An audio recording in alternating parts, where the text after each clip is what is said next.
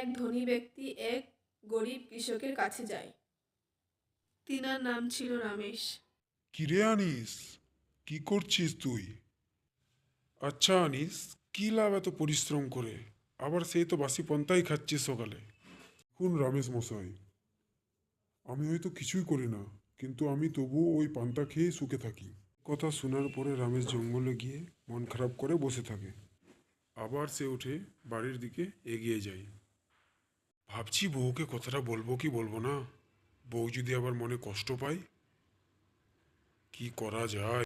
কি গো, কি হয়েছে তোমার? মন ভারী করে আছো যে, কিছু হয়েছে তোমার?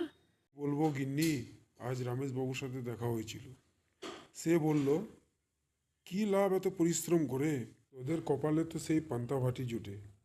এই কথা শুনে আমার মনে অনেক কষ্ট হলো। দুঃখ করো না গো, বিধাতা যা করে ভালোর জন্যই করে। অবশ্যই বিধাতা আমাদের কপালও কিছু ভালো রেখেছে। একদিন দেখো সব ঠিক হবে। বেশ কিছুদিন কাটার পর